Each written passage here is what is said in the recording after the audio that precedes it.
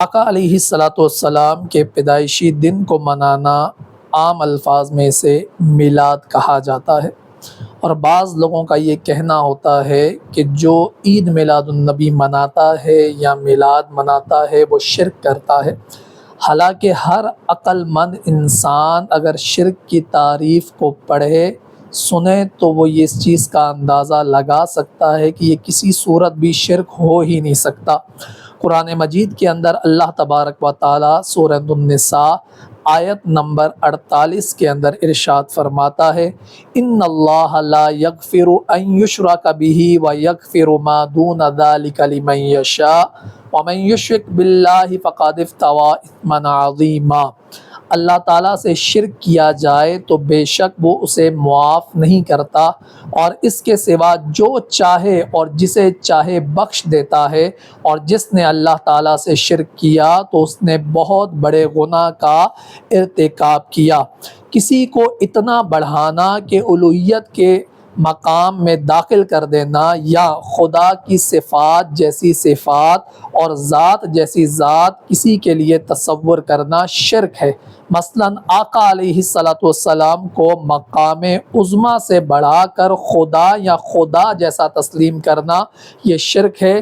تو کوئی بھی انسان اپنے محبوب آخری نبی خاتم النبی صلی اللہ تعالیٰ علیہ وسلم کو کسی طرح بھی خدا جیسا نہیں مانتا ہے، نہ ہی خدا کے برابر کھڑا کرتا ہے، بلکہ ہر انسان کا تو یہ یقین ہے کہ آپ اللہ کے بندے اور رسول ہیں، اور ان کا پیغام لے کر ہماری طرف تشریف لے کر آئے ہیں۔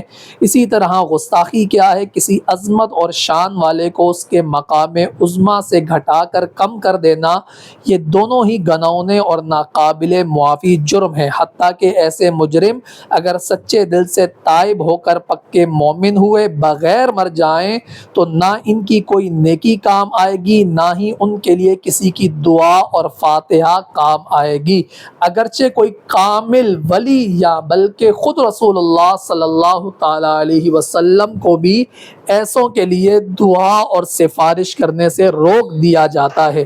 بے شک آقا علیہ الصلاۃ والسلام کا سب سے اونچا مقام یہ ہے کہ آپ اللہ تعالیٰ کی صفت و تجلی کا مظہر اتم ہیں، خلیفہ، نائب اور خلیفۃ اللہ ہیں، اور آپ رب کریم کے خاص نمائندے بن کر تشریف لائے ہیں۔ آپ صلی اللہ تعالیٰ علیہ وسلم اللہ تعالیٰ کے خاص بندے، محبوب اور حبیب ہیں۔ اسی کا اقرار ہم صبح اور شام کرتے ہیں، اشہد ان محمدً عبدہ ورسولہ۔ میں ہر لمحہ دل و جان سے گواہی دیتا ہوں کہ آقا علیہ الصلاۃ والسلام محمد اللہ تعالیٰ کے خاص بندے ہیں، جو بندگی کے سب سے اونچے مقام پر فائز ہیں، اور اس کے اعلیٰ اور اولیٰ رسول ہیں۔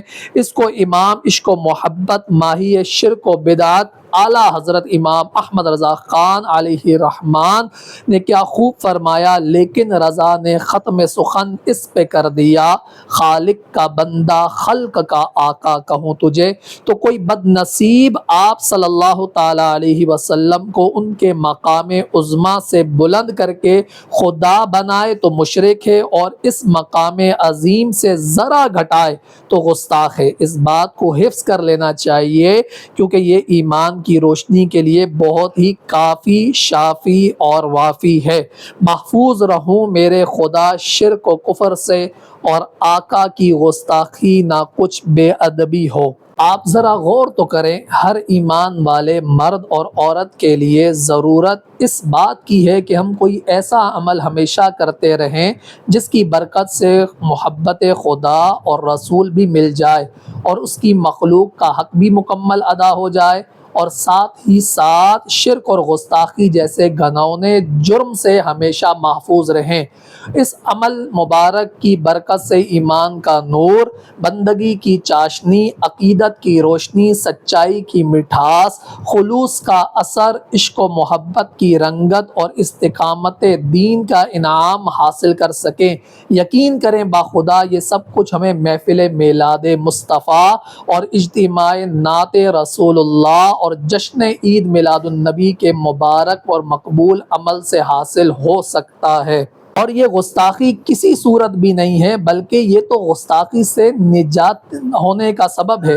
فرقہ وارانہ خول اور شرپسندی سوچ سے باہر نکل کر ذرا ان کی محفل میں آ کر کبھی ان کی محفل سجا کر تو دیکھو، کیونکہ اسی محفل پاک سے اللہ تعالیٰ اور رسول خدا کی محبت کا وافر حصہ، عبادت اور اطاعت کا سچا جذبہ اور ادائیگی حقوق الناس کا صحیح درس بھی ملتا ہے، اور اسی عمل سے حضور اکرم صلی اللہ تعالیٰ علیہ وسلم کی عظمت اور شان، آپ صلی اللہ تعالیٰ علیہ وسلم پر اللہ کریم کی بے پناہ عطائیں اور آپ کے بے مثل اور انتہائی اونچے مرتبے اور مقام کا بھی پتہ چلتا ہے، اور انسان بآسانی سمجھ جاتا ہے کہ بے شک وہ باطن میں نہ ہی ظاہر میں بلکہ کسی طرح بھی ہمارے جیسے عام انسان نہیں ہے، بلکہ آپ ہر طرح سے عظیم ترین بے مثل اور بے مثال اور افضل البشر انسان ہے۔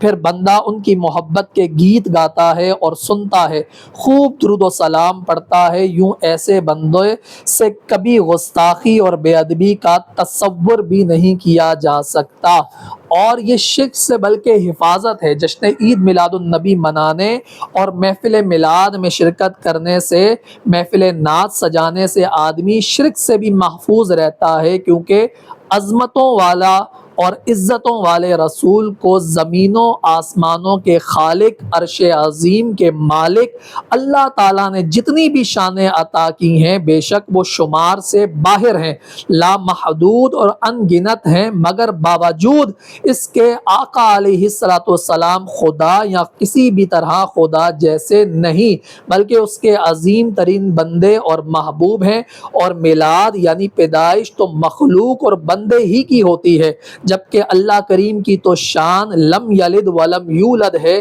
یعنی نہ اس کے کوئی ماں باپ ہیں اور نہ اولاد، مگر ہم تو جب میلاد النبی مناتے ہیں اور محفل میلاد سجاتے ہیں تو یہ پڑھتے، سنتے اور سمجھتے ہیں کہ ہمارے رسول صلی اللہ تعالیٰ علیہ وسلم کے والد حضرت عبداللہ ہیں، والدہ سیدہ آمنہ ہے، دادا حضرت سید عبد المطلب ہیں، دائی حضرت سیدہ حلیمہ سعدیہ ہیں، بیٹے حضرت قاسم، حضرت ابراہیم، حضرت عبداللہ، طیب و طاہر، بیٹیاں ام کلثوم، زینب، رقیہ اور سیدہ فاطمہ رضوان اللہ تعالی علیہن ہے، آپ کی یہ اولاد ہیں، اور حضرت ختیجہ، حضرت عائشہ، حضرت میمونہ، حضرت ام سلمہ آپ کی مشہور بیویاں ہیں۔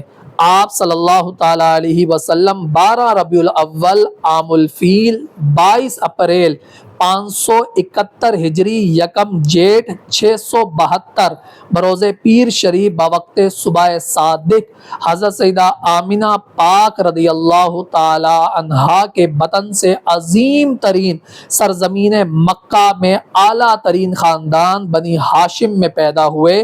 یہ سب صفات خدا کی نہیں ہو سکتی بلکہ مخلوق اور بندے کی ہیں۔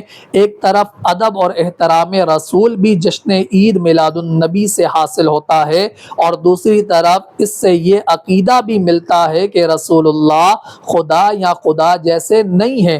اس عقیدے کی وجہ سے انسان شرک سے محفوظ رہتا ہے۔ میرے آقا علیہ الصلوۃ والسلام کے دیوانوں، رسول اللہ کے امتیوں، آپ بھی تمام اختلافات سے بچ کر فرقہ پرستی کی گلیوں سے نکل کر اور سچے دین اسلام کے مین روڈ پر آ جائیں اور خوب جشن عید میلاد النبی منائیں، تاکہ ہماری نسلوں کو، پڑوسی غیر مسلموں کو اور بے دینوں کو بھی اسلام کا نور ملے، اور سب سے اولا اور اعلیٰ نبی کا تعارف ہو، اور سب لوگ محبت والے بنے، نفرت، کفر، نفاق، شرک اور گستاخی کی بندگی سے پاکیزہ رہیں۔ یہاں پر ایک اہم نکتہ یہ بھی ہے کہ یوم پیدائش تو دنیا میں لاکھوں لوگوں کا منایا جاتا ہے، مگر کسی کی پیدائش کے مراحل اور اس وقت کے واقعات کا ذکر نہیں کیا جاتا، کیونکہ وہ سب عیب ہیں۔ بچہ ناپاک، آلودہ، بدبودار، روتا ہوا، تکلیف اور درد کے ساتھ پیدا ہوتا ہے، اور قبل ولادت ماں کے لیے بوجھ، درد اور بیماری کا سبب بنتا ہے۔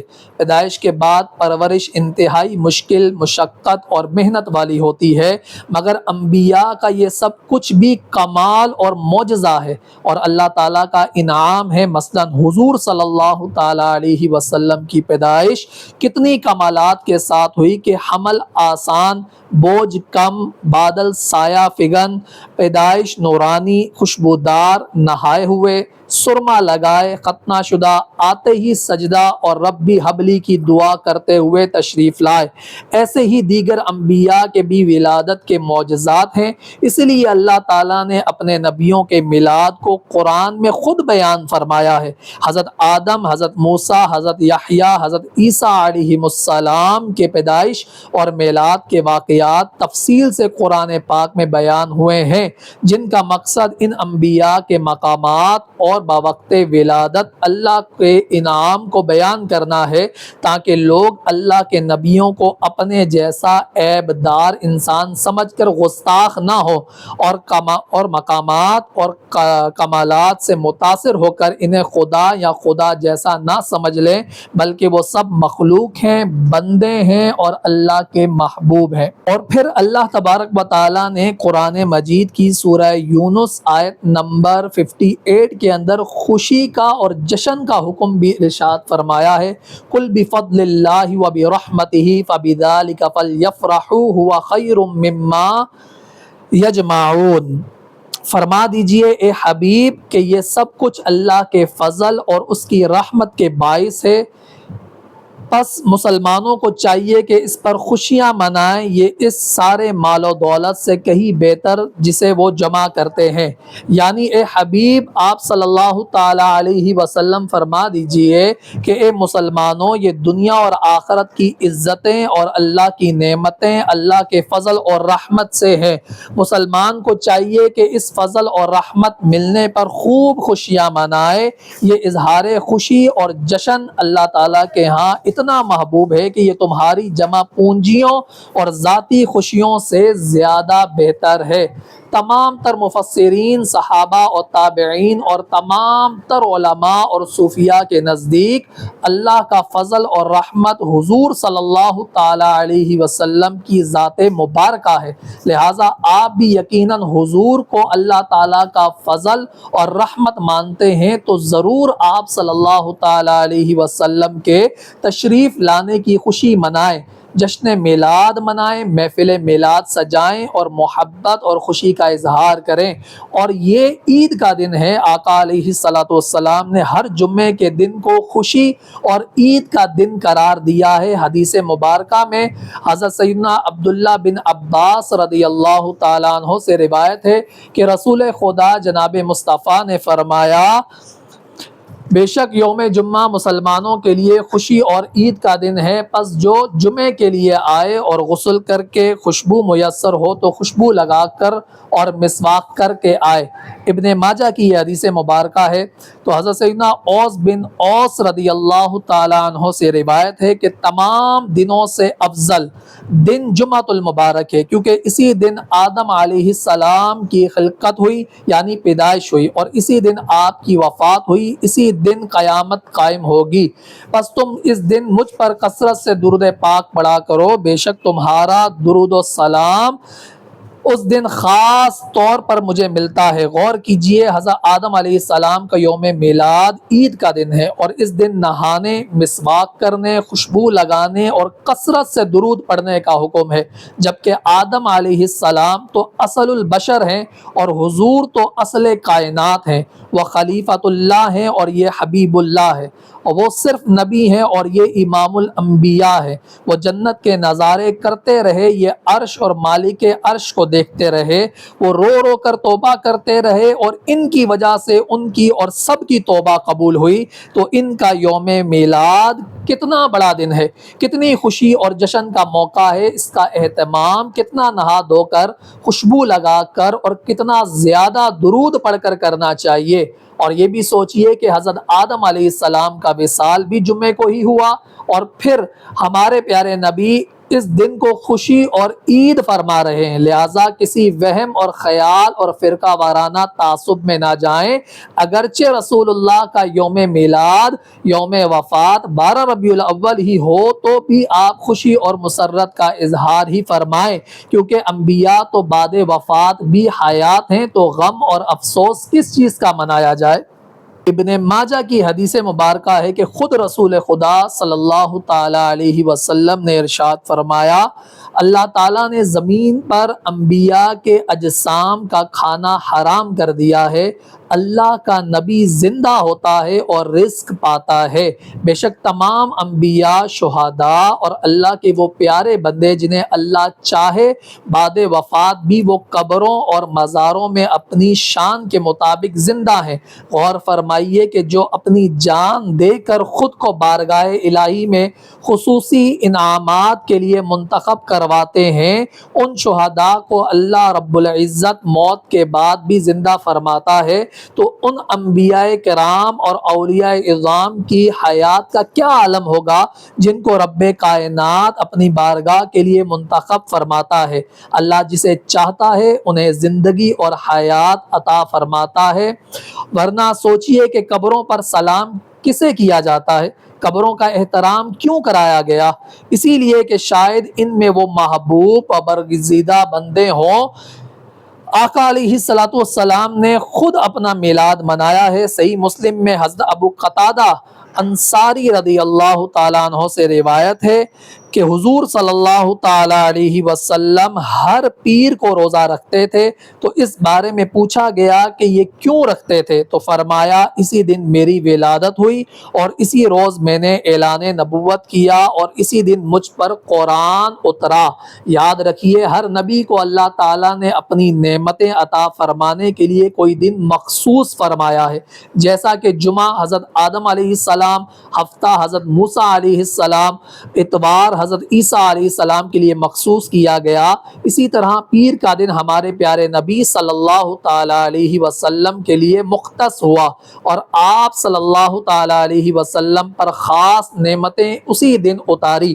مثلا حضور کا یوم میلاد پیر کے دن، نزول قرآن پیر کے دن، سفر معراج پیر کے دن، سفر ہجرت پیر کے دن، بستی و قبا میں پہنچنا پیر کے دن، پھر ایک ہفتہ ٹھہر کر مدینہ منورہ داخل ہونا پیر کے دن، فتح مکہ پیر کے دن، اور آپ صلی اللہ علیہ وسلم کا وصال مبارک بھی پیر کے دن ہوا۔ نبی کریم نے حیات مبارکہ میں کل 7 عمرے کیے اور ہر عمرہ پیر کے دن کیا۔ سوچئے کہ ہر نبی کے لیے اللہ تعالیٰ کی نعمتوں کا کوئی نہ کوئی دن مخصوص تھا، مگر رسولوں اور نبیوں کے پیر کو اللہ نے دنوں کا پیر یعنی یوم پیر عطا فرمایا۔ آج بھی اہل مکہ اور مدینہ کا یہ معمول ہے کہ پیر کے دن وہ اپنے بچوں کو نہلا کر تیار کر کے روزہ رکھ کر حرمین شریفین میں یوم مولود کی افطاری کا دسترخوان بچھاتے ہیں اور خوب افطاری کا لنگر چلاتے ہیں اور خوشی اور مسرت کا اظہار کرتے ہیں۔ آج مسلمانوں کا بچہ بچہ جانتا ہے کہ حضور کی ولادت مبارکہ کے وقت کیا عالم تھا۔ 400 درندگی اور حیوانگی تھی، قتل و غارت، ظلم، غلامی و قیدی کی زندگی کا دور دورہ تھا۔ اپنی سگی بیٹیوں کو زندہ درگور کرتے، شوہر کے ساتھ بیوی کو زندہ دفن کر دیا جاتا، ماں کو باپ کے مرنے کے بعد فروخت کر دیا جاتا۔ ایسا جنگلی اور جنگی نظام کے تصور سے ہی روح کانپ جائے۔ ہر شخص کو کسی شفقت، رحمت، انتہائی عدل و انصاف اور عزت اور عظمت دینے والے شخص کا انتظار تھا۔ اہل علم بھی کتابی علم سے، کاہن کہانت سے، جادوگر اپنے جادو سے، مغموم اور مظلوم لوگ اپنی پریشانی سے مایوس تھے۔ سب کو امید تھی کہ خدا اس انتہا کے بعد ضرور کوئی مسیحا بھیجے گا۔ اس اندھیر نگری میں رات کی کالک میں یکا یک سراج منیر، پیغمبر امن، رحمت للعالمین، دکھی انسانیت کی پناہ، عدل و انصاف والا، عورتوں، بچوں، بوڑھوں، جوانوں، اپنوں، غیروں کے حق دینے والا، آمینہ کا لال، شہنشاہ خوش خصال، پیکر حسن و جمال، احمد مجتبی رسول خدا محمد مصطفیٰ صلی اللہ تعالیٰ علیہ وسلم سر زمین مکہ میں پیدا ہوئے۔ ولادت ایسی ہوئی کہ نظام کائنات حیرت سے رک گیا۔ جشن ایسا ہوا کہ فرشتے تک آسمانوں سے زمین پر جلوس لے کر استقبال کرنے آئے، جھنڈے لہرائے، روشنی ہوئی، رت بدلی، آسمان نکھرا۔ حضرت قتیبہ رضی اللہ تعالیٰ عنہ فرماتے ہیں جب رسول اللہ صلی اللہ تعالیٰ علیہ وسلم کی آمد مبارک ہوئی تو ساری دنیا نور سے بھر گئی۔ حضرت عرباد بن ساریہ رضی اللہ تعالیٰ عنہ فرماتے ہیں جس وقت رسول اللہ کی آمد مبارک ہوئی تو آپ کی والدہ ماجدہ نے جاگتی آنکھوں سے دیکھا کہ ایسا نور ظاہر ہوا کہ شام کے محلات چمک گئے۔ جس سوہانی گھڑی چمکا طیبہ کا چاند، اس دل افروز ساعت پہ لاکھوں سلام۔ ذرا غور تو کیجئے، حضور کہاں پیدا ہوئے؟ مکہ میں۔ دادا کا نام عبد المطلب، نانا کا نام وہب، والد کا نام عبداللہ، دادی کا نام فاطمہ، نانی کا نام برہ، والدہ کا نام آمنہ، دائی کا نام حلیمہ سعدیہ۔ تاریخ 12 ربیع الاول، دن پیر کا، وقت صبح صادق کا۔ نام کس نے رکھا؟ دادا نے۔ کتنی عورتوں نے دودھ پلایا؟ 8 عورتوں نے۔ پرورش کس نے کی؟ جناب ابو طالب نے۔ 15 عجیب بات ہوئی، اللہ تعالیٰ نے اس رات حاملہ عورتوں کو صرف بیٹے عطا فرمائے۔ دودھ پلانے والی عورتوں میں حضرت آمنہ نے 7 دن، حضرت صوبیہ نے 8 دن، خولہ نے 3 دن، دائی حلیمہ نے 2 سال، سعدیہ نے 3 دن، عاتقہ نے 1 دن، عاتقہ نے 1 دن، عاتقہ نے 1 دن۔ یاد رہے کہ عاتقہ نام کی 3 مختلف عورتوں نے جنہوں نے آپ صلی اللہ تعالیٰ علیہ وسلم کو دودھ پلایا۔ حضرت صوبیہ کے ہاں مسروع اور حضرت حلیمہ کے ہاں عبداللہ نام کے بیٹے دودھ پیتے تھے، اس لیے نبی کریم نے ان دونوں کا صرف ایک جانب سے دودھ پیا اور دوسری طرف سے نہ پیا، بلکہ منہ ہٹا لیتے تاکہ دودھ شریک بھائیوں کو بھی حصہ ملے۔ تمام دائیوں، بیبیوں، بلکہ جس نے بھی بچپن میں حضور صلی اللہ تعالیٰ علیہ وسلم کو اٹھایا، سینے سے لگایا، ان تمام کو ایمان نصیب ہوا، یعنی ان کی عمریں لمبی ہوئی۔ سرکار صلی اللہ تعالیٰ علیہ وسلم نے اعلان نبوت فرمایا اور انہوں نے اسلام قبول کیا۔ جس نبی کے معمولی خدمتگار کو خدا نے ایمان سے محروم نہ رکھا، اس کے والدین کریمین کیسے ایمان سے محروم رہ سکتے تھے؟ اس لیے آپ صلی اللہ تعالیٰ علیہ وسلم نے دونوں کو زندہ فرمایا اور اپنی امت میں داخل فرمایا، جیسا کہ حضرت امام جلال الدین سیوطی الشافعی علیہ الرحمہ نے احادیث جمع کی اور تحقیق پیش کی۔ غور فرمائیے، یہ سب ہمیں کس نے بتایا؟ یقیناً رسول اللہ صلی اللہ تعالیٰ علیہ وسلم نے صحابہ کو، صحابہ نے تابعین کو، پھر یہ سلسلہ آگے بڑھتا رہا اور پھر ہم تک یہ سب پہنچا۔ یہی ذکر کرنا ہی تو میلاد مصطفیٰ ہے۔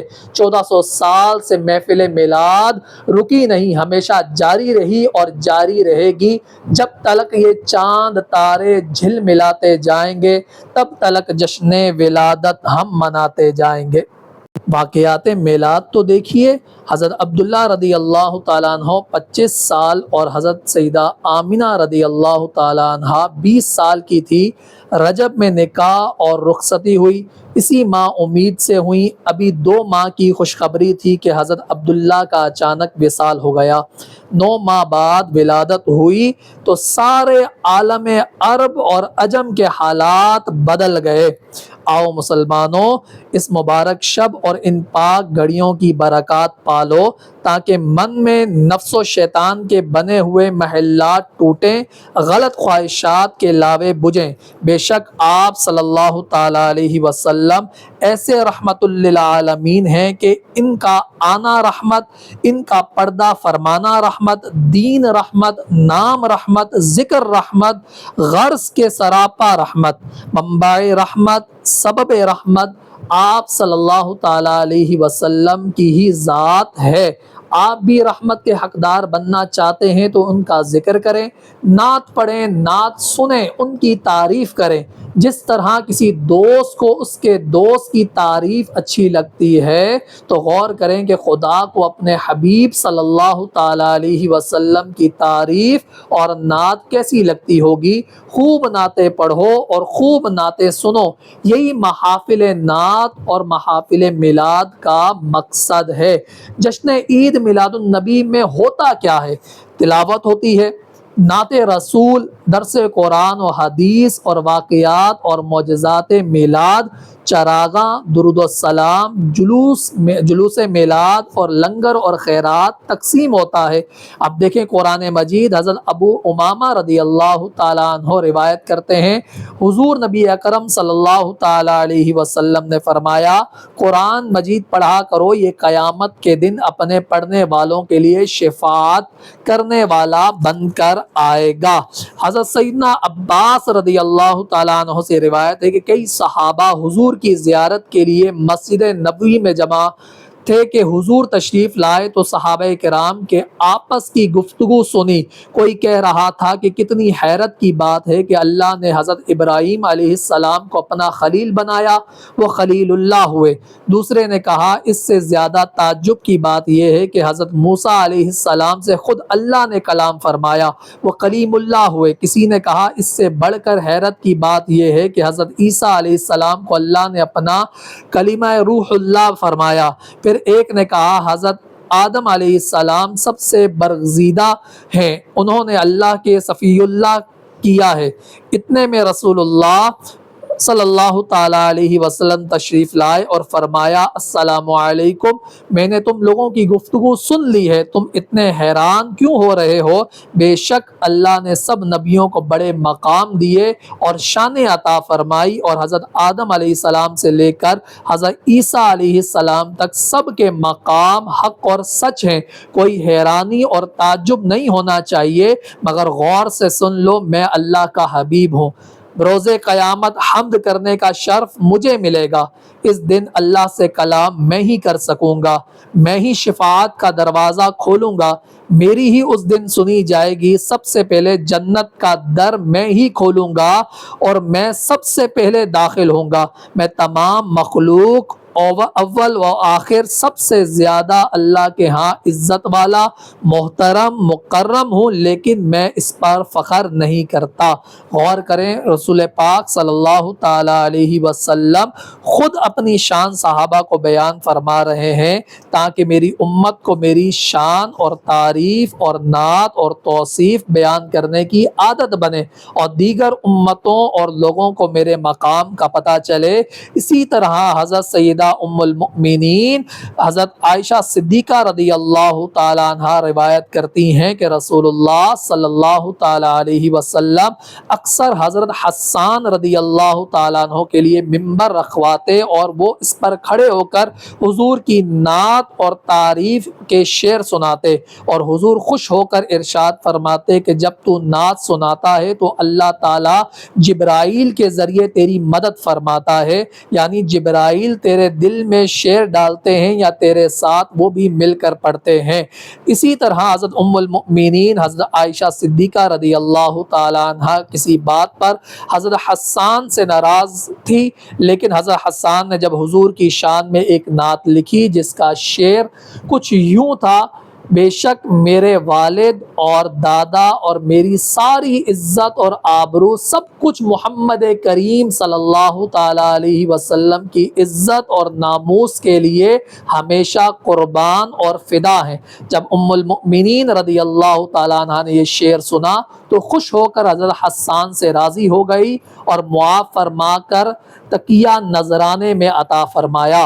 اس سے معلوم ہوا کہ آپ کی تعریف اور نعت سن کر خوش ہونا چاہیے، نہ کہ جھگڑا کریں، اور حضور کی نعت سننے سے غصہ اور ناراضگی اور پریشانی دور ہوتی ہے، خوشی اور اطمینان، نرمی حاصل ہوتی ہے۔ اللہ کریم ہمیں بھی نعت رسول پڑھنے کی، سننے کی توفیق نصیب فرمائے۔ اسی طرح تقریباً 400 صحابہ و صحابیات نے نعتیں لکھی اور 413 کے قریب صحابہ کرام نے آ کر دربار رسالت میں نعتیں سنائی، پڑھی اور انعام اور دعا پائی۔ جن میں حضور کے چچا حضرت عباس، حضرت عائشہ، حضرت فاطمہ پاک اور حسان بن ثابت رضی اللہ تعالی عنہم شامل ہیں۔ بلکہ حضرت حسان نے اسلام قبول کرنے کے بعد حضور صلی اللہ تعالی علیہ وسلم سے دعا کروائی کہ مجھے 40 سال کی زندگی مزید ملے۔ پوچھا کیوں؟ عرض کی کہ 40 سال تک لوگوں کے قصیدے پڑھے ہیں، اب 40 سال آپ کی نعتیں لکھوں اور پڑھوں گا تاکہ پچھلا کفارہ ادا ہو جائے۔ بہقی شریف میں ہے۔ اسی طرح آپ صلی اللہ تعالی علیہ وسلم بعد ہجرت جب مدینہ شریف تشریف لائے تو بنو نجار کی بچیوں نے دف بجا کر استقبال کیا اور یہ ترانہ مصطفیٰ گایا: طلع البدر علینا من ثنیات الوداع وجب الشکر علینا ما دعا للہ، یعنی الحمدللہ آج وداع کی چوٹی سے ہم پر رحمت اور برکت کا چاند طلوع ہو گیا ہے۔ ہم اہل مدینہ پر اس نعمت کے بدلے قیامت تک شکر لازم ہو گیا ہے۔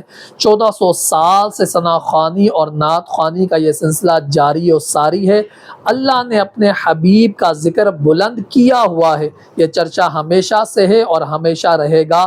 میرے آقا علیہ الصلوۃ والسلام کے دیوانوں، نعت مصطفیٰ سے پیار کرو، گھروں میں پڑھو، سنو، کسی کی بات اور رکاوٹ پر نہ رکو، یہ ہماری دوا اور غذا ہے۔ اس سے غافل کی غفلت دور ہوتی ہے اور محبت بڑھتی ہے، کافر اور منافق کے ایمان کا رستہ بنتا ہے، گنہگار کی مغفرت کا سامان ہوتا ہے اور مومن اور عاشق کی روح اور ایمان تازہ ہوتے ہیں۔ بلکہ پریشانی اور مشکل میں تو مدائے حبیب مجرب نسخہ اور سریع الاثر عمل ہے۔ اللہ خالق ارض و سما کی قسم، واقعی کسی نے سچ کہا ہے، جب نہیں ملتی ہے کہیں بھی سکون کی دولت، تیرے دیوانے تیری محفل کو سجا لیتے ہیں۔ آئیں آئیں آپ بھی نعت رسول کے عاشق بنیں۔ زندگی میں آپ نے جھوٹے لیڈروں کے لیے کتنے جھوٹے نعرے لگائے ہوں گے، کتنی ہی بار لوگوں کی جھوٹی تعریف اور خوشامد بھی کی۔ اب ان کا نعرہ لگائیں جن کا نعرہ محشر میں کام آئے گا اور حشر میں سب انہی کا نعرہ لگائیں گے: ہم تو ہم ہیں، سرے حشر دیکھو گے تم، ہوگا نبیوں کا نعرہ ہمارا نبی۔ آ جاؤ اب مل کر ان کی تعریف و توصیف اور نعت خوانی اور مدح سرائی میں مگن ہو جو واقعی لائق تعریف ہیں، جنہیں اللہ تعالیٰ نے محمد یعنی ہر وقت لائق تعریف بنایا ہے۔ جو بھی ان کی نعت پڑھتا ہے وہ خود بھی لائق عزت اور احترام اور قابل تعریف ہو جاتا ہے۔ بس چلتے پھرتے اٹھتے بیٹھتے گنگنائیں، پڑھیے لبوں پر لائیں نعت مصطفیٰ توصیف رسول اور اپنا نام نعت خوان مصطفیٰ میں شامل کر لیجئے۔ اور محفل میلاد میں درس و قرآن ہوتا ہے اور حدیث ہوتا ہے۔ سورہ اعلیٰ کی آیت نمبر 9 کے اندر اللہ تبارک و تعالیٰ ارشاد فرماتا ہے: فَذَكِّرْ إِن نَفَعَتِ الذِّكْرَىٰ، پس آپ نصیحت فرماتے رہیں بشرط یہ کہ نصیحت سننے والوں کو فائدہ دیں۔ وَلْتَكُن مِّنكُمْ أُمَّةٌ يَدْعُونَ إِلَى الْخَيْرِ وَيَأْمُرُونَ بِالْمَعْرُوفِ وَيَنْهَوْنَ عَنِ الْمُنكَرِ وَأُولَٰئِكَ هُمُ الْمُفْلِحُونَ۔ سورہ آل عمران کی آیت نمبر 104 میں بھی اللہ تعالیٰ ارشاد فرماتا ہے: اور تم میں سے ایسے لوگوں کی ایک جماعت ضرور ہونی چاہیے جو لوگوں کو نیکی کی طرف بلائے اور بھلائی کا حکم دے اور برائی سے روکے، اور وہی لوگ بامراد ہیں۔ حضور صلی اللہ تعالی علیہ وسلم نے ارشاد فرمایا: اے میری امت، تم دوسروں کو نیکی کی بات پہنچاتے رہنا چاہے تمہیں ایک ہی بات معلوم ہو۔ بخاری شریف کی یہ حدیث ہے۔ آپ صلی اللہ تعالی علیہ وسلم منبر پر تشریف فرما تھے۔ ایک صحابی نے پوچھا کہ یا رسول اللہ، لوگوں میں سب سے اچھا کون ہے؟ فرمایا: لوگوں میں سب سے اچھا وہ شخص ہے جو کثرت سے قرآن کریم کی تلاوت کرے، زیادہ متقی ہو، سب سے زیادہ نیکی کا حکم دینے والا اور برائی سے منع کرنے والا ہو، اور سب سے زیادہ صلہ رحمی یعنی رشتہ داروں کے ساتھ اچھا برتاؤ کرنے والا ہو۔ مسند امام احمد۔ یعنی وعظ اور نصیحت، عقیدہ اور عقیدت، معجزات اور کمالات اور محبت اور ادب کا درس دینا کتنا عظیم کام ہے اور اس کا کتنا انعام ہے۔ یہ کتنا اہم اور ضروری ہے ان آیات سے بخوبی ظاہر ہے۔ ہر باشعور آدمی سمجھتا ہے کہ واعظ و نصیحت اپنی قوموں کے لیے تعمیر اور ترقی اور اپنے بڑوں سے وابستگی کا سب سے بڑا ذریعہ ہے، بشرط یہ ہے کہ درس بھی حق ہو اور سننے والا بھی حق ادا کرے یعنی عمل کرے۔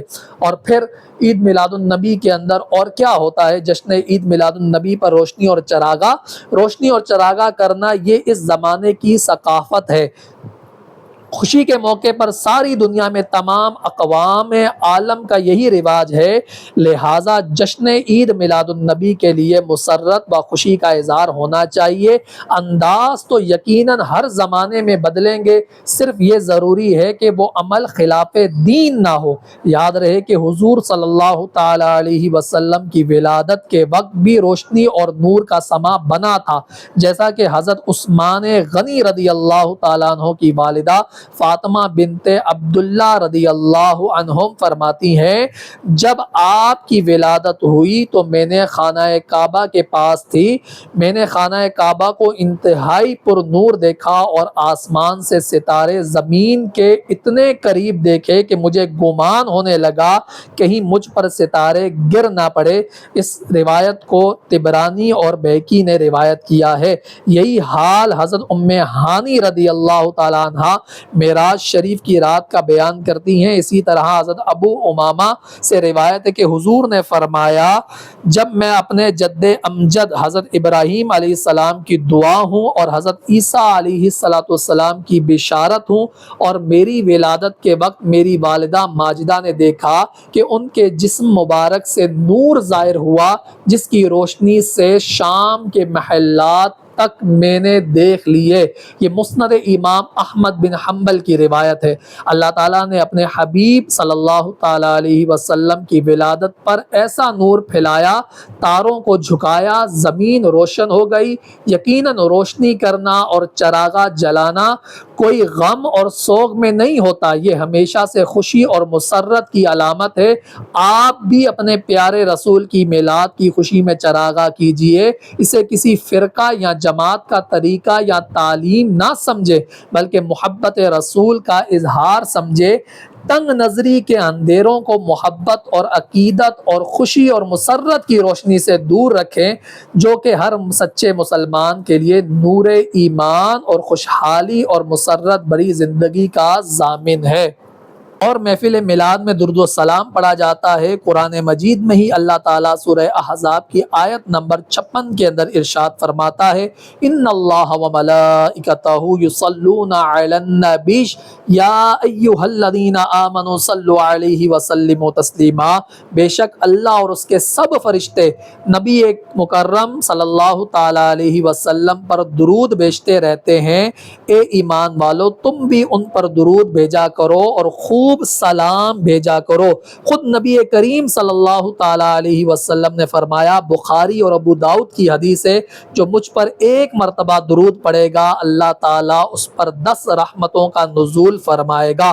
رحمت خدا سے مراد نگاہ محبت ہے، یعنی اللہ تعالیٰ بندے کی طرف محبت کی نگاہ فرمائے گا۔ اسی طرح حضرت ابو ہریرہ رضی اللہ تعالیٰ عنہ سے روایت ہے، حضور صلی اللہ تعالیٰ علیہ وسلم نے فرمایا، کوئی بھی جب مجھ پر سلام پیش کرتا ہے تو اللہ تعالیٰ میری توجہ اس کی طرف کر دیتا ہے اور میں اس کے سلام کا جواب دیتا ہوں۔ یہ ابو داؤد کی حدیث مبارکہ ہے۔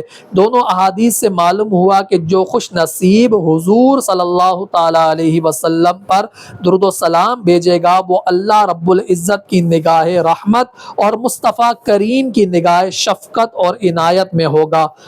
آپ بھی ہر وقت اور خاص طور پر محافل درود و سلام میں ادب اور محبت اور سچے عشق سے اپنے آقا اور مولا پر کثرت سے درود و سلام پیش کریں، نیکی، رحمت، بخشش، رفعت اور نگاہ خدا اور مصطفیٰ حاصل کریں، اور اس کے علاوہ بے شمار برکتیں، نعمتیں اور دعاؤں کی قبولیت بھی پائیں۔ اس بات میں بھی نہ جھگڑیں کہ کون سا درود و سلام افضل ہے، ہر ایک درود و سلام افضل ہے، بس شوق اور عشق کی ضرورت ہے۔ یہ کام کرنے کا حکم ہے، لڑنے کا حکم نہیں ہے۔ اور اس دن جلوس نکلتا ہے۔ امام جلال الدین سیوطی علیہ الرحمہ فرماتے ہیں کہ سیدہ آمنہ رضی اللہ تعالیٰ عنہ نے فرمایا کہ میں نے شب میلاد فرشتوں کا ہجوم دیکھا جو میرے گھر کے ارد گرد جمع ہو کر صلاۃ و سلام پڑھ رہے تھے، اور میں نے کعبۃ اللہ اور مشرق یعنی بیت المقدس پر اور میرے گھر پر 3 نوری پرچم لگے دیکھے۔ خصائص الکبریٰ کے اندر یہ واقعہ لکھا ہوا ہے کہ فرشتوں کی سلامی دینے والی فوج گاتی تھی، جناب آمنہ سنتی تھی تو یہ آواز آتی تھی، یا نبی سلام علیکہ، یا حبیب سلام علیکہ۔ محدث ابن جوزی علیہ الرحمہ فرماتے ہیں ولادت مصطفیٰ کے وقت فرشتوں نے جلوس بنا کر سبحان اللہ، الحمدللہ، اللہ اکبر کے نعرے لگائے۔ ایسے ہی شب معراج میں بھی فرشتوں کا جلوس صلاۃ و سلام کے ساتھ حاضر خدمت ہوا تھا، اور حضور کو تیار کر کے براق پر بٹھا کر جلوس کی شکل میں لے کر گئے۔ کیا ہی خوب کسی نے کہا، بارات فرشتوں کی اتری دنیا میں 2 ہی راتوں میں، ایک رات حضور نے آنا تھا، ایک رات حضور نے جانا تھا۔ میرے آقا علیہ الصلوۃ والسلام کے پیارے دیوانوں، اب تو آپ بھی جلوس میلاد میں باذوق اور شوق شامل ہوں کہ یہ آج کی ثقافت بھی ہے۔ مختلف مواقع پر واک کی جاتی ہے، مثلا sugar walk, AIDS walk, deaf walk وغیرہ۔ تو یقیناً یہ سب ان مضامین کی طرف توجہ دلانے کے لیے کی جاتی ہے کہ ایک پیغام اجاگر کرنے کے لیے کی جاتی ہے۔ آپ بھی جلوس میلاد میں امن واک، محبت واک اور عقیدت واک کریں، اور اپنا پیغام محبت اور امن اور اتحاد اور وحدت لوگوں تک پہنچائیں، تاکہ بے دینوں، غیر مسلموں اور اپنی نئی نسلوں کو محبت رسول، سچے عشق رسول کا پیغام بڑی محبت سے پہنچ سکے، اور وہ بھی اس رنگت اور مٹھاس سے آشنا ہو، اور ہمارے اندر اللہ کریم اس کوشش اور کاوش کے طفیل سچائی اور خلوص والی سچی محبت عطا فرمائے۔ اور میلاد مصطفیٰ میں لنگر اور خیرات تقسیم ہوتی ہے۔ حضرت عبداللہ بن عمر رضی اللہ تعالیٰ عنہما سے روایت ہے کہ امام الانبیاء نے فرمایا، تم رحمان کی عبادت کرو، لوگوں کو کھانا کھلاؤ اور سلام کو عام کرو، اکرام سے جنت میں داخل ہو جاؤ۔ ترمذی شریف کی حدیث ہے، اور مسند امام احمد کی بھی ایک حدیث ہے۔ حضرت صہیب رضی اللہ تعالیٰ عنہ سے روایت ہے، تم میں بہترین لوگ وہ ہیں جو کھانا بانٹیں اور سلام کا شوق سے جواب دیتے ہیں۔ بہقی کی شریف کی حدیث ہے، حضرت انس بن مالک رضی اللہ تعالیٰ عنہ سے روایت ہے کہ نبی کریم رؤوف الرحیم صلی اللہ تعالیٰ علیہ وسلم نے اعلان نبوت کے بعد خود اپنی دعوت عقیقہ فرمائی اور تمام صحابہ کو کھانا کھلایا۔ یہ عقیقہ کیا ہے؟ پیدائش کی خوشی میں کھانے کی دعوت کرنا عقیقہ کہلاتا ہے، اور یہ سنت رسول ہے۔ آپ صلی اللہ تعالیٰ علیہ وسلم کا عقیقہ 2 بار ہوا، ایک بار آپ کے دادا محترم نے کیا تھا، اور دوسری بار آپ نے خود فرمایا۔ ثابت ہوا کہ پیدائش کی خوشی بار بار منانا ممنوع نہیں، محمود ہے، بدعت نہیں، بلکہ رسول اللہ کو پسند ہے۔ گویا کہ آپ نے عقیقہ کر کے امیر اور صاحب حیثیت امتیوں کو میلاد کرنا سکھایا کہ وہ لنگر اور خیرات کر کے خوشی اور مسرت کا اظہار کریں، اور پیر کے دن روزہ رکھ کر غریب امتیوں کو میلاد کرنا سکھایا کہ وہ بھی محروم نہ رہیں اور اس خوشی میں روزہ رکھ کر شامل ہو جائے۔ میرے آقا علیہ الصلوۃ والسلام کے پیارے دیوانوں، آپ بھی عید میلاد النبی کے موقع پر اپنی توفیق کے مطابق خوب لنگر اور خیرات کریں، غرباء، مساکین، یتیم اور بے سہارا لوگوں کو خصوصی طور پر شامل کریں اور ان کی دعوت کریں، اور دیگر مخلوق خدا کو کھانا کھلائیں، کیونکہ عقیقہ تو پیدائش کی خوشی میں ہونے والی دعوت ہوتی ہے۔ اگر معاذ اللہ میلاد اور ولادت کی خوشی میں دعوت اور لنگر غلط ہے تو پھر عقیقہ کرنا سنت کیسے ہوا؟